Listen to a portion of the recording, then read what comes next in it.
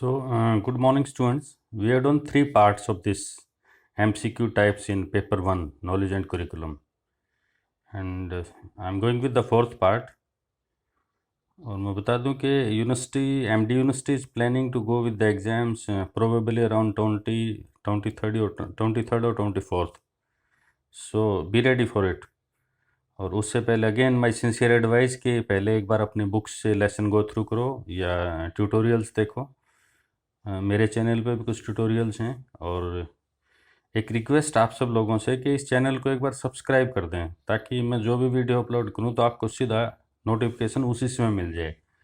ये बार बार व्हाट्सएप से फॉरवर्ड करना it takes a lot of time. और उस पर थोड़ा सा अगर आपको अच्छा लगे तो लाइक भी डाल दो, थोड़ा बहुत फीडबैक दे दो, कुछ सजेशन दे सकते हैं. इससे वटेवर जो भी हम तैयारी कर रहे हैं उससे थोड़ा सा इंकरेजमेंट मिलता है कि उसको और अच्छे तरीके से कैसे किया जाए. So that's it. So let's start with next question. This is question 51. Which option is true for pragmatic theory of truth? So there are three theories of truth. One is coherent and the other one this is pragmatic theory. So pragmatic is basically utility and usefulness. So the answer will be 2 based on assumption of utility and usefulness. Next is what are the characteristics of coherent theory of truth? ये दूसरी theory मैंने बताई थी. तो इसके characteristics क्या हैं? Consistency, continuity जिसको हम बोलते हैं लगातार जिसको हम बनाए रखें. This is regularity. और इसको जिसको हम बोलते हैं नियमितता,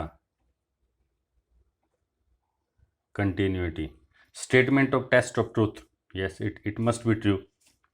and there is a logical correlation between the facts revealing the truth. और जितने भी फैक्ट्स हैं जो ट्रूथ एक्सप्रेस करें, रिवील होता है बताना, तो उसके बीच में लॉजिकल कोरिलेशन होना चाहिए. वो एक दूसरे के साथ जो उनका रिलेशन है it must be based on reasoning. Logical correlation होना चाहिए. So all of this is the answer. What are the sources of knowledge? मेरा वीडियो पड़ा है sources and types of knowledge पे, उसको देख लेना एक बार. सो बहुत इजी हो जाएगा बताना. सेंसेस, यस, हम डिफरेंट सेंसेस को यूज करते हैं नॉलेज के गेन करने के लिए. Senses are the sources of revelation, जो संतों ने महापुरुषों ने जो कुछ कहा. श्रुतवाणी, दैट इज रिविलेशन. एक्सपेरिमेंटेशन, सारी की सारी साइंटिफिक नॉलेज एक्सपेरिमेंटेशन पे बेस्ड है. So the answer is all of the above. ये जो ऑल ऑफ द अबव वाले हैं इसके जो ABC हैं उसको थोड़ा सा ध्यान से देख लिया करो, उससे अलग अलग क्वेश्चंस बन सकते हैं. सो कहीं पे नोट भी कर सकते हो. The difference between the belief and truth respectively. Respectively का मतलब है कर्मशः, कि जो फर्स्ट लाइन है वो बिलीफ के लिए है और जो दूसरे वाला है वो ट्रूथ के लिए. This is former, this is latter. तो ये जो सारे हुए, this is for belief and this is for truth. ये बताना है कि इनमें कौन सा सही है. Belief is subjective and truth is objective. Subjective का मतलब एक सब्जेक्ट जो व्यक्ति बोल रहा है उसका अपना विचार है. ऑब्जेक्टिव सब्जेक्टिव नहीं है, मतलब वो कॉमन है. बिलीफ इज ऑब्जेक्टिव और ट्रूथ इज सब्जेक्टिव. ये दोनों एक दूसरे के अपोजिट. इसका मतलब ये दोनों तो हो नहीं सकते, इनमें से कोई भी एक पॉसिबल है. बिलीफ इज पर्सनल, एक व्यक्ति का अपना व्यक्तिगत वो है विश्वास, किसी भी चीज़ को मानना ना मानना. And truth is universal. Yes, this is true. Belief is personal and truth is universal. Belief personal होता है, अपनी अपनी अजम्पशंस पे होता है. और ट्रूथ जो है वो कॉमन होता है, वो सब के लिए होता है, ऐसा नहीं होता कि अलग अलग के लिए हो. तब इनमें से हमें देखना है विच शूट्स मोर. तो बिलीफ इज सब्जेक्टिव, एक सब्जेक्ट का है अपना व्यक्ति का, या बिलीफ ऑब्जेक्टिव है? No, the truth is objective. So A is also true. तो this means A and C, this is the answer. A and C both are true. ये बिलीफ एंड ट्रूथ पे मेरा एक वीडियो है, बहुत simple सा, आप करेंगे तो it will be very clear. Then problem solving skills are developed by reasoning analysis, both A and B, and none of these. जो प्रॉब्लम सॉल्विंग स्किल है, किसी भी प्रॉब्लम को सॉल्व करना है तो उसमें हमें बेसिकली जो स्किल चाहिए that is analysis and then logics, और इसको हम बोलते हैं रीजनिंग। सो इसमें एनालिसिस अकेला नहीं चलेगा, एनालिसिस से एनालाइज करना, उसका डाटा इकट्ठे करना, उसको कैटेगराइज करना, लेकिन उसमें जो स्किल जब अप्लाई होंगी दैट इज़ रीजनिंग स्किल। तो ये is the answer for this, don't get confused. The characteristics of constructivism ऐसी नॉलेज जिसमें हम नॉलेज खुद बनाना सीखें। इंक्लूड लर्निंग एज, उसमें लर्निंग को क्या मानते हैं हम, इंक्वायरी बेस्ड, कि हम जितना उसको इंक्वायर करेंगे, जिसका उसको जानना चाहेंगे, जितना उसके डेप्थ में जाएंगे, this is going in depth, inquiry करना, प्रोबिंग करना, ज़्यादा से ज़्यादा उसके अंदर जाना, जांचना। Evolving, continuously moving forward, evolve होता है कि धीरे धीरे स्लोली आगे आगे ग्रोथ करना। रिफ्लेक्टिव, वो बार बार दिखाई देना चाहिए। सो the answer will be all of the above, this is the correct answer. Discovery learning concept very important, आपके जो MCQs पेपर है उसके हिसाब से बहुत इंपॉर्टेंट क्वेश्चन है और याद रखने का है और कुछ नहीं है। डिस्कवरी लर्निंग जो कंसेप्ट था वो जीरोम बर्नर ने दिया था, जस्ट मेमोराइज इट, इसको याद रखना है। Belief of discovery learning include, ये जो डिस्कवरी लर्निंग जो दिया था उसमें उसका बेनिफिट क्या है, helps in memorisation, enhancing intellectual potential, intellectual potential आपका जो कोग्निटिव डेवलपमेंट है, जो आपका जो बुद्धि इस तरह उसको बढ़ाता है, इनहेंस होता है बढ़ाना। हेल्प्स इन मेमोराइजेशन, याद रखने में सहायता करता है। Opportunity to learn the heuristic of discovery, discovery पे जैसे जैसे हम ह्यूरिस्टिक नेक्स्ट लेवल पे जैसे जाएंगे उसके लिए अपॉर्चुनिटी देता है discovery model. Yes, all of the above, that is the answer. Next is which philosopher emphasised reinforcement after learning, reinforcement after learning, learning के बाद उसका कुछ या तो पेनल्टी या प्रेज कुछ होना चाहिए, दैट इज रीइंफोर्स, उसको दोबारा उसके लिए कमेंट्स देना। एम्फेसाइज, जोर लगाया, किसने लगाया, जीरोम बर्नर, इसने कहा कि लर्निंग के बाद रीइंफोर्समेंट होना ही चाहिए। Next is the children are born with tendency to adjust with environment, ये जो टेंडेंसी है, टेंडेंसी इज डिजायर, इंक्लिनेशन, इच्छा, संभावना उसकी तरफ जाने की ज़्यादा रहती है, to adjust with the environment.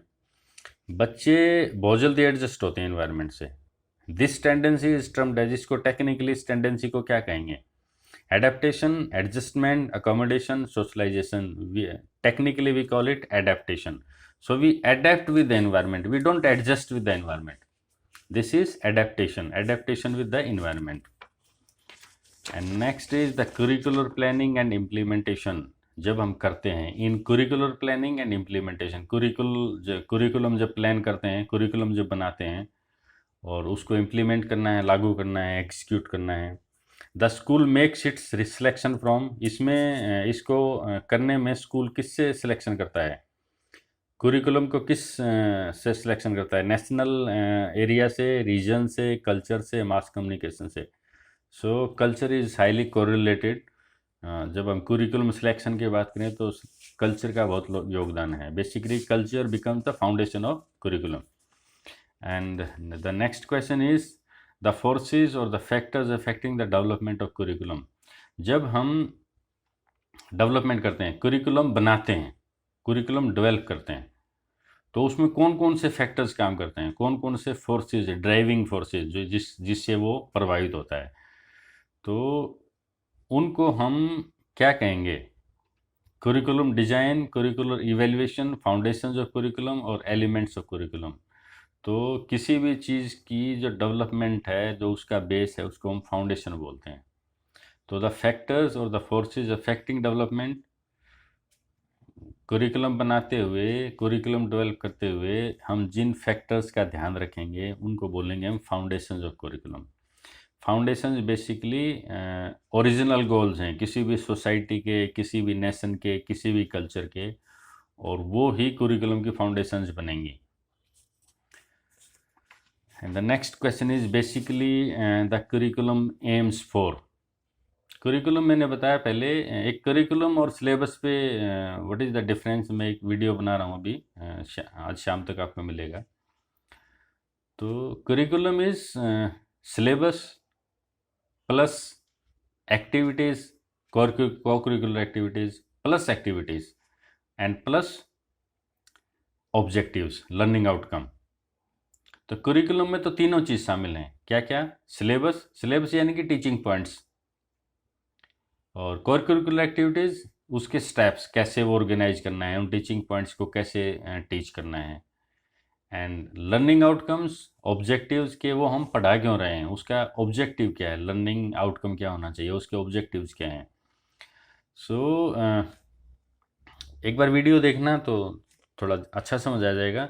Basically curriculum AIIMS for change in individual behaviour, preparation of for service, personal satisfaction, all of the above. So don't get confused. Curriculum में कहीं भी सर्विस और जॉब के लिए बात नहीं है, कहीं भी पर्सनल सेटिस्फैक्शन की बात नहीं है।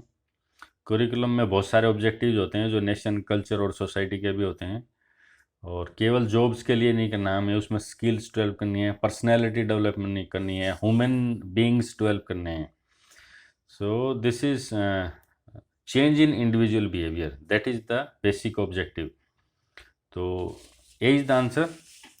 सो with this part is over. मैं एक बार फिर I would request you all, जो स्टडी स्पॉट इंडिया ये जो चैनल है, बेसिकली इसका एम है बच्चों की हेल्प करना एग्ज़ाम के लिए, रियल एंड ट्रूथफुल एफर्ट्स। तो उसके लिए सिंसियर एडवाइस, बुक्स के गो थ्रू करें, ट्यूटोरियल्स देखें, और फिर आप एमसीक्यूज़ पे जाएं। और जब एमसीक्यूज़ अपना लेसन ले रहे हैं तो एक नोटबुक साथ रखें, और इसमें जो भी अच्छा है वो नोट करते रहें, एग्ज़ाम वाले दिन रिवाइज करना थोड़ा ईजी होगा। That's all, thank you, have a nice day.